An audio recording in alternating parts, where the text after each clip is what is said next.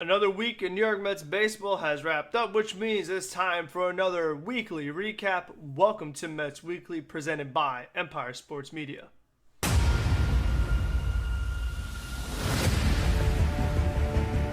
3-2, Vader swings and misses, strike three. He struck him out. 5 Met pitchers combined for the second no-hitter in New York Mets history.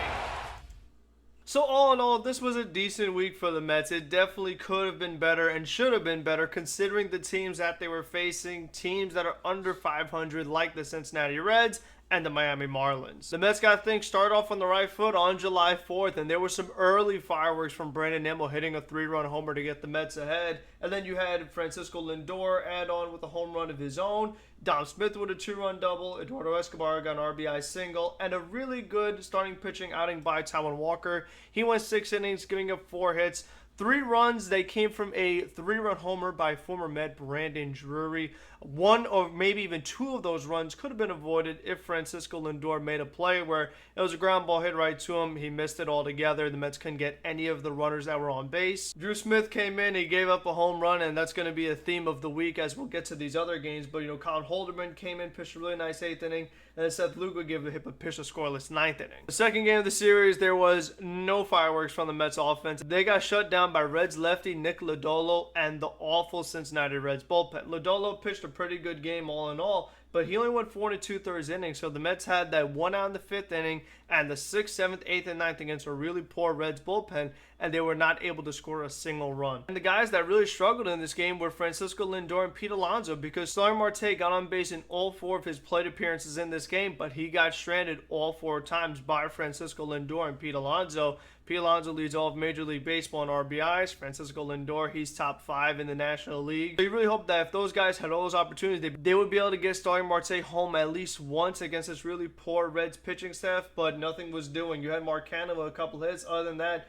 Jeff McNeil hitting a walk, but with the combination of J.D. Davis and James McCann, there's a pretty good chance Jeff McNeil is going to end up stranded as well. The most frustrating aspect of this game was that Max Scherzer made his return to the Mets, and he was in vintage Max Scherzer form. 6 innings, 2 hits, 11 strikeouts. He was Mad Max. He was dominating, doing his thing, and for the Mets to not score many runs and he ends up with a no decision is extremely frustrating, because you pay all this money to Max Scherzer expecting that, oh, we're going to win games. All we need is just a little bit of run support, and the Mets are not able to manage that. So all of that was very frustrating. And Seth Lugo in the 9th inning was just not himself at all. When you saw a first pitch curveball go over the batter's head, you knew that Seth Lugo did not have it, and it was clear he was walking batters, putting himself in bad counts. So there was a fly ball hit to right field for a double that maybe Starling Marte can make a play on, but it feels like even if he did, it wouldn't really have mattered, because with how off Seth Lugo was, it didn't seem like he was going to be able to get out of that 9th inning. And a really interesting stat that came up on an SNY pregame this week following all the struggles that Seth Lugo has had is that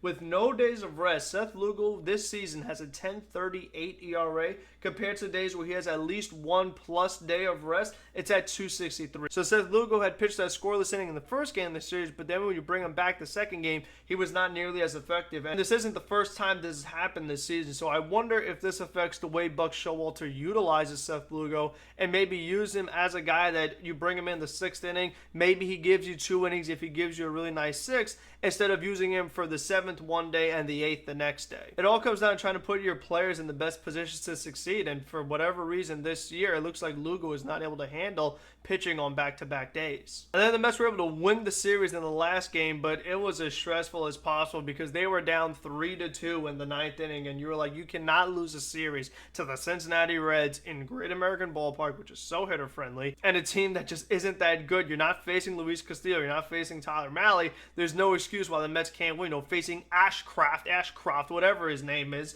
I mean, it was just embarrassing the way he was shutting down the Mets. And it took them a while to get going. Tomas Neal got his broken bat hit. Starling Marte got that RBI double down the line. Was it fair? Was it foul? It doesn't really matter because the home plate umpire was brutal all night long. And then the Mets were really able to get going the 10th inning. You had Dom Smith give you an RBI double. James McCann, RBI single after Luis Guillorme got intentionally walked in front of McCann. And then Brandon Nimmo, another 3-run homer. So the Mets end up winning this game 8-3. But again, they were losing 3-2 in the 9th inning with 2 outs. So, I mean, that really was a stressful one. But at least they came away with the victory. And then we get to the Marlins series, where again, start with the good. They had a really nice game in that first game. You had a grand slam from J.D. Davis, a 3-run homer from James McCann. Trevor Williams goes 7 scoreless innings. Jake Reed 2 scoreless innings, not putting anybody on base. I mean, it was just a bunch of miracles all at once. Great victory, winning 10-0, starting off on the right foot. But then it goes right back to bad as they lose the second game of the series. And very similar fashion, it was from the offense struggling. And this was really annoying because they had so many guys on base.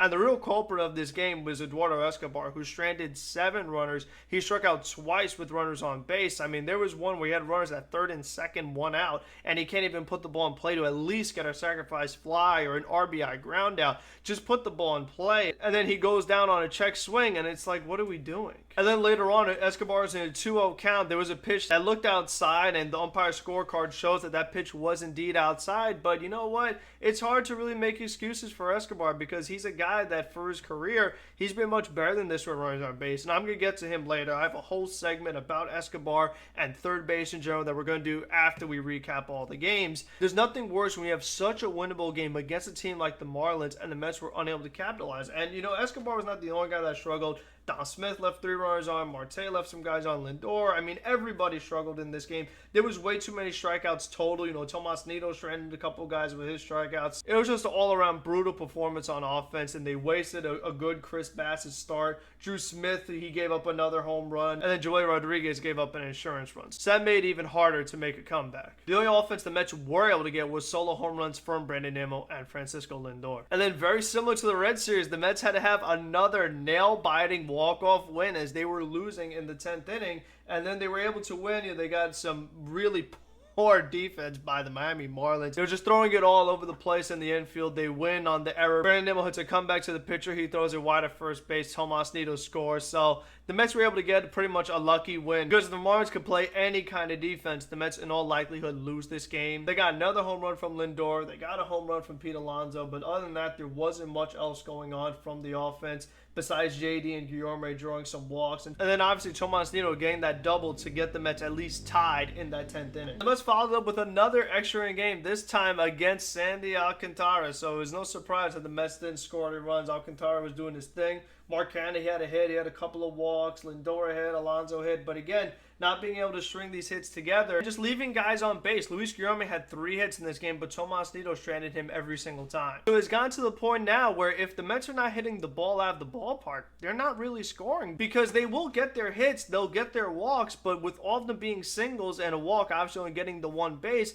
you need those continuous hits and ideally some extra base hits so you could have guys move over a few bases and actually score some runs. And a great Taijuan Walker start is wasted. He goes 7 innings, 3 hits, only the 1 walk. Drew Smith finally gives you a scoreless inning. Edwin Diaz looked amazing again in the 9th inning. Tommy Hunter gave up the ghost runner and an additional runner. Tomas Nido's throw into the outfield. Billy Hamilton trying to steal third definitely didn't do any favors. But still, I mean, the Mets offense has got to step up because they ended up facing the Marlins bullpen for those last 3 innings and they still weren't able to score. Scoring against Alcantara is one thing because of how good he is. If you're going to be a team that wants to win the World Series, you're going to have to beat elite pitching. There's no excuses. And then when you have those 3 innings against the Marlins bullpen and you start off an inning with a runner at second base, you have to score at least 1 run. And if you want to win the game, you're going to have to score more than 1. All right, so let's get into the important stuff. We'll start off with Eduardo Escobar. He's a guy that I really have to talk about because you're not going to find a bigger fan of his than me. But even I have my limits. And seeing what happened on Friday and what has happened for the majority of the season,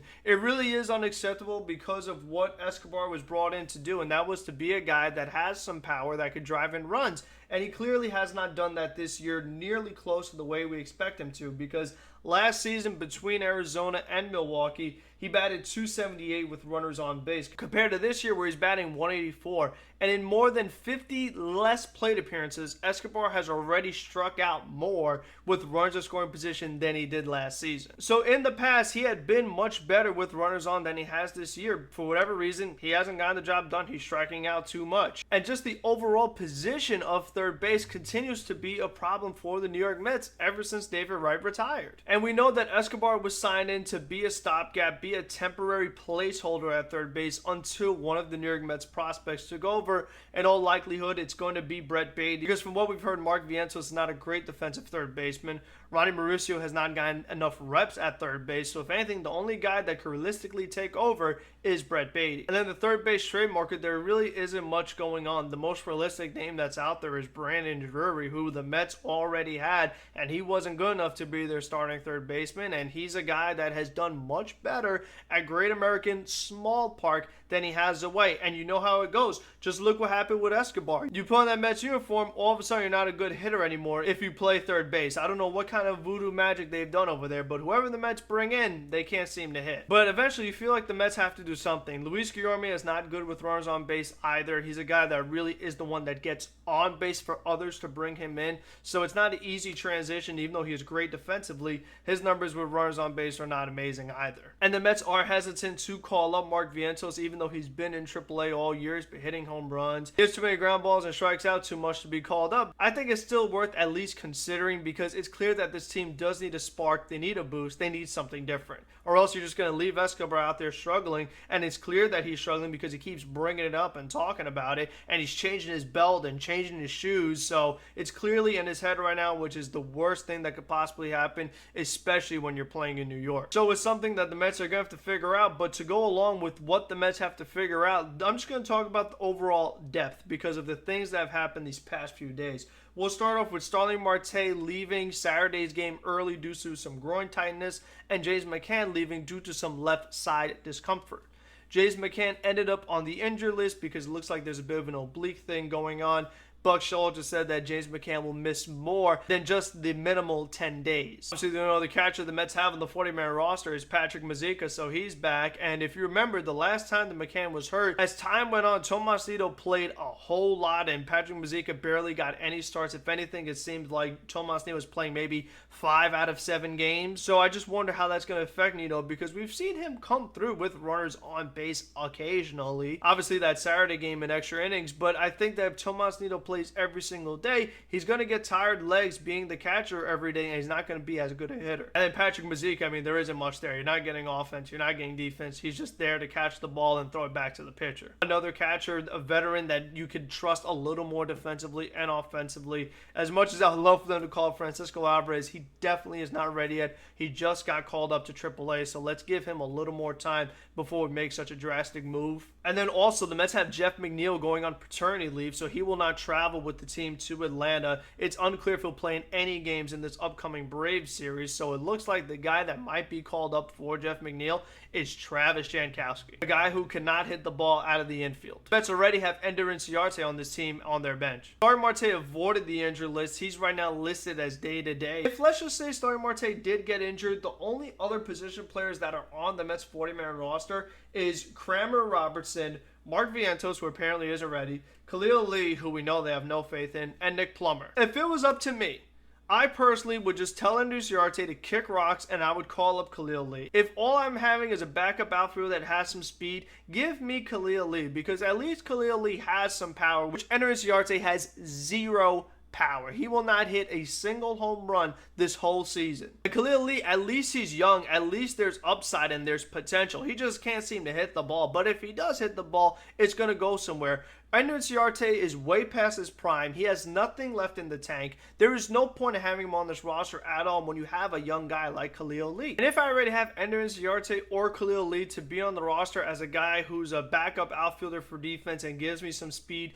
there is no chance in this world that the next guy I'm calling up is Travis Jankowski, who does literally the same thing. Your bench cannot be Travis Jankowski and Ender Inciarte. It's a complete disaster. I'm so sick of this, of all these outfielders that the Mets bring in that cannot do anything offensively. Forget those guys. At least only have one of them, and probably clearly, because like I said, at least he's young and has some potential. And then the other one is Nick Plummer. And then you make some freaking trades and get guys in here. I don't get why the Mets have to wait till August 2nd and they can't do anything now. It drives me nuts. Why are you going to struggle now? Why are you going to go into Atlanta with a beat-up, short-handed team that has no offense just because, oh, we can't make any trades until August 2nd. And this is a big series for the Mets as they're going to face the Atlanta Braves, and they're only 1.5 games up on Atlanta. They're scheduled to face Max Fried, who's been the Braves' ace this year. He's having a fantastic season. Then Spencer Strider, who's been a really pleasant young surprise for Atlanta. And then the veteran Charlie Morton, who's always a very tough pitcher against the Mets. So it's going to be really tough for New York. Luckily, they have Max Scherzer going in the first game. They have Peterson in the second game, who this year, all things considered, he's been pretty good, better than we expected, but he doesn't match up well against Spencer Strider in that Braves lineup. And then you have Chris Bassett on Wednesday, who's been pretty inconsistent, but lately has looked a little better. Then after that, the Mets have a 4-game set going to Chicago. So have it to Atlanta and then to Chicago with no days off in between, because why would you need any? And they will face old friend Marcus Stroman on Friday. So that definitely is the highlight game of that Cubs series. I mean, you would love to sweep the Braves. I don't see it happening. You would hope to win the series against the Braves. I don't see it happening either. Just don't get swept. Score some runs for Max Scherzer and don't leave runners stranded on base, please. And then when it comes to the Cubs, again, you like to sweep, but the Mets are allergic to sweeping teams, but at least win the series because Chicago really stinks. But before we go, let's end on some good news as New York Mets had 4 guys make the All-Star team this year. Pete Alonso, Jeff McNeil, Edwin Diaz, and Starling Marte. All guys that definitely were well-deserved. Pete Alonso been the second best first baseman in baseball, him and Paul Goldschmidt. Jeff McNeil and Jazz Chisholm have been the 2 best second basemen in the National League, so again, very worthy candidate. Edwin Diaz and Josh Hader have been the 2 best closers in the National League, so again, well-deserved. Starling Marte, I mean, I think he deserves it more than Jock Peterson. So you can make the case that Starling Marte has been one of the better outfielders in all the National League. Definitely, top 10 at least. I thought Francisco Lindor had a chance of making it. He wasn't able to. Some people thought Brandon Nimmo, he wasn't able to make it. There still is a chance that Taijuan Walker could make it if any pitchers elect not to go. And Taijuan Walker probably would have made it had it not been for Alonso, McNeil, Marte, and Diaz having such good seasons. Jacob deGrom was one of the only guys that did deserve it. He deferred his spot to Taijuan Walker because deGrom didn't want to get hurt and ended up getting hurt anyways. We'll see if the Mets do get any other All-Stars added, and hopefully they have a much better week. And when that week is over, I will be back to recap it, as it will be the last series before the All-Star break. So hopefully you guys enjoyed this one. Make sure you are checking out Empire Sports Media for all your New York sports needs, not just Mets, and you're keeping up with this channel and you're keeping up with that daily content during the week from Carson and Andrew. I'm Frank About Sports, so until the next one, be safe, be smart, be healthy. Let's go Mets. Don't suck.